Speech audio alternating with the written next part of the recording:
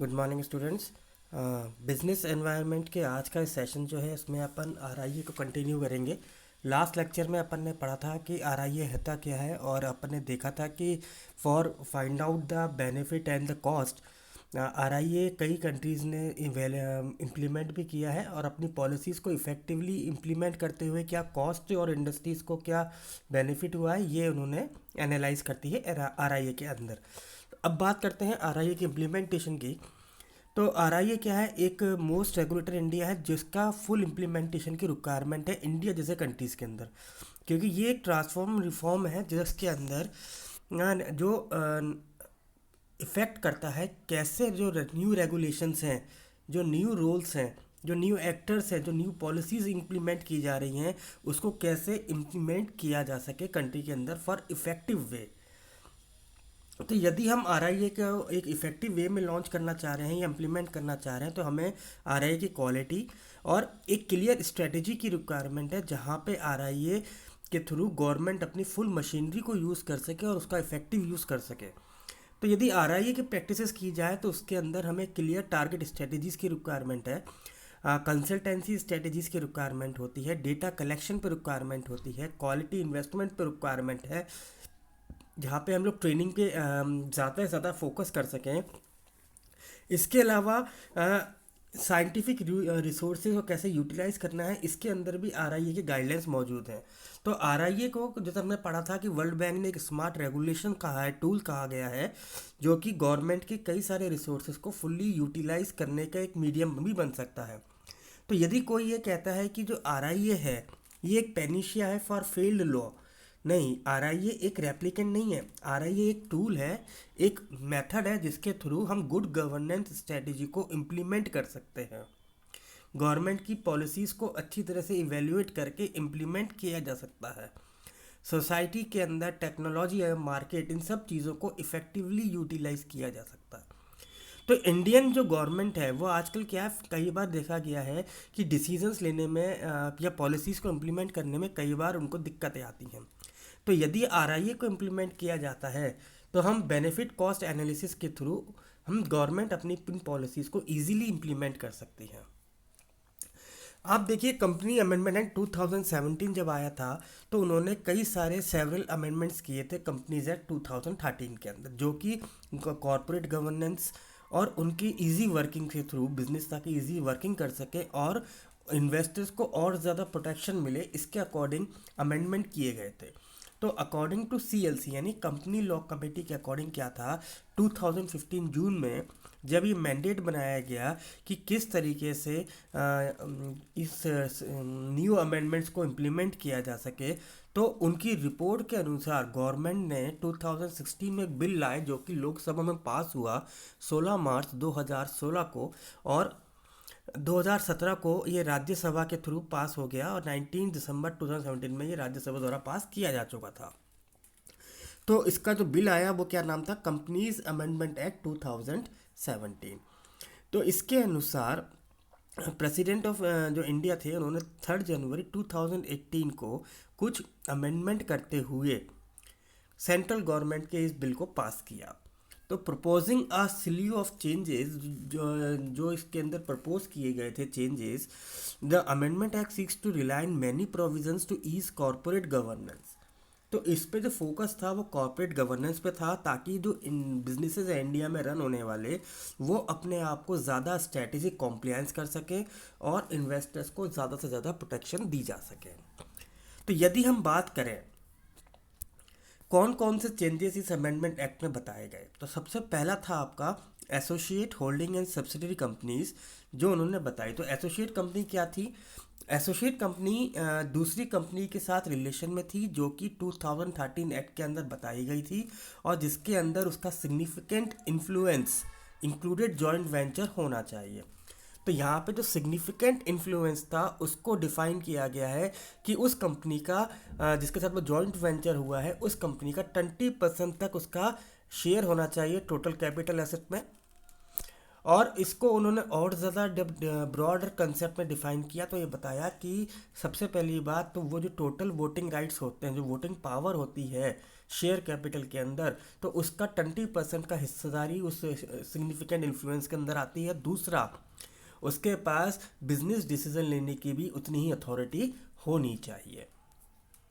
यदि इसका ऑब्जर्वेशन देखा जाए तो अंडर दिस सिग्निफिकेंट इन्फ्लुएंस जो था, ये किसके अंदर था? इंडियन अकाउंटिंग 28 स्टैंडर्ड्स के अंदर था, जो कि डील करते थे एसोसिएट्स और जॉइंट वेंचर के बारे में। बट जबकि जो इंडियन अकाउंटिंग स्टैंडर्ड है, ये पब्लिक लिमिटेड कंपनीज के लिए ज़्यादा यूज़ में आते हैं। तो यहाँ पे जो अमेंडमेंट किया गया एसोसिएट कंपनी के बारे में, तो वो 2013 के अंदर किया, क्योंकि ये पहले लिस्टेड कंपनीज के लिए था, अब उन्होंने ये सभी कंपनीज के लिए उसमें चेंज किया। तो वहाँ पे जो चेंज किया गया वो क्या था? Consolidation of accounts, coverage under related party transactions, और ये सारी की सारी चीज़ें ऑल कंपनीज के साथ यूज़ में की जाएंगी, चाहे वो पब्लिक हो चाहे वो प्राइवेट हो। यदि प्रैक्टिकली इस कंसेप्ट को देखा जाए, सिग्निफिकेंट इन्फ्लुएंस जो है वो माइनॉरिटी इन्वेस्टर्स, जो कम से कम जो हम इन्वेस्टर्स की बात करते हैं, उनके अंदर जो बोर्ड नॉमिनी है उसके कुछ स्पेशल राइट्स दिए गए हैं। यानी सिग्निफिकेंट इन्फ्लुएंस, जैसा उन्होंने पहले भी बताया कि 20% तक की उनके पास हिस्सेदारी होनी चाहिए और उन पास अधिकार होने चाहिए। तो जो, और इसके अलावा जो आपका अमेंडमेंट एक्ट था, इसके अंदर जॉइंट वेंचर को भी डिफाइन किया गया, क्योंकि जॉइंट वेंचर क्या था? Where parties have a joint control of arrangement, जहाँ पे दोनों पार्टीज का मिलजुल के क्या है, एक अधिकार था सेम, कि वो असेट को लेके पूरा प्रॉपर अरेंजमेंट कर सकते हैं दोनों मिलके। तो ये जो वर्ड अरेंजमेंट था और जो जॉइंट वेंचर था, ये अमेंडमेंट एक्ट के अंदर एज ए गाइडेंस दिया गया था अंडर इंडियन अकाउंटिंग स्टैंडर्ड 28, जिसके अंदर जॉइंट अरेंजमेंट को बताया गया कि जहाँ पे दो या दो से अधिक पार्टी अरेंज करती हैं जॉइंट कंट्रोल को, और जॉइंट कंट्रोल को बताया as a contractually agreed sharing of control of an agreement, जहाँ दोनों पार्टीज मिलकर एक समझौते के अनुसार, एक अरेंजमेंट और एक एग्रीमेंट के अनुसार चीज़ों को शेयर करेंगी और कंट्रोल करेंगी। पर जो अकाउंटिंग स्टैंडर्ड है 27, उन्होंने बताया अपनी फाइनेंशियल रिपोर्ट में कि जो जॉइंट वेंचर है, ये इंडियन अकाउंटिंग स्टैंडर्ड ने सबको मैंडेटरी अप्लाई करने के लिए नहीं बोला था। तो इंडियन अकाउंटिंग स्टैंडर्ड के अनुसार जॉइंट कंट्रोल क्या था? As a contractually agreed sharing of control over an economic entry. जबकि ये जो 27 में जो आपका अकाउंटिंग स्टैंडर्ड थे, उसमें ये बताया गया था कि जो जॉइंट कंट्रोल का मतलब है जहाँ पे वो इकोनॉमिक एक्टिविटी अगर कोई करते हैं, जहाँ पे मनी इन्वॉल्व है, वहाँ पे वो दोनों मिलके शेयरिंग करेंगे और कंट्रोल करेंगे। जबकि 28 के अंदर इस चीज़ को चेंज कर दिया, दोनों पार्टीज मिलके सभी चीज़ें म्यूचुअल अंडरस्टैंडिंग पे और अरेंजमेंट के बेसिस पे और एग्रीमेंट के बेसिस पे ही डील करेंगे। तो जब हम जॉइंट वेंचर की बात करते हैं तो कुछ चीज़ें हमारे यहाँ समझ में आती हैं। तो कंसेप्ट ऑफ जो एसोसिएट कंपनी है वो बताई गई as an adjudged additional significance in the financial year. ठीक है, तो जो भी आपकी एसोसिएट कंपनी है उसका फाइनेंशियल ईयर के अंदर उनका क्या होना चाहिए?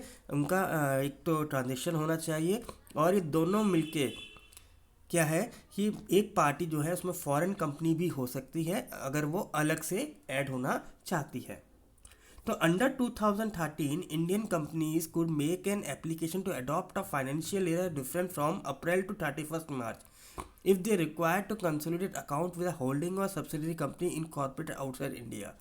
यदि किसी कंपनी का अकाउंट जो होल्डर है वो यदि इंडिया के बाहर है, तो फाइनेंशियल ईयर 1 अप्रैल से 31 मार्च तक के बीच में उसको क्या करना है? उसके अंदर ऐड करना है। और इसके अलावा जो आपकी सिस्टर कंपनी है या जो शेयर होल्डर कंपनी है, वो उसके पास 50% से कम की भागीदारी होनी चाहिए।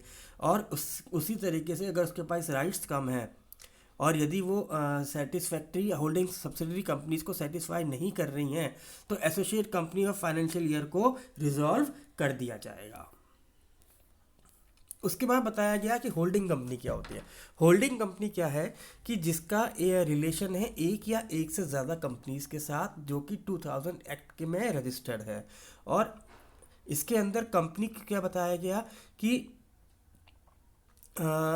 Indian company qualify as a subsidiary of foreign holding company, जो इंडियन कंपनी है वो आपकी उस किसी भी फॉरेन कंपनी के साथ एसोसिएट होनी चाहिए। ये 2013 के अंडर उसका रजिस्ट्रेशन होना चाहिए दोनों पार्टीज़ के अनुसार।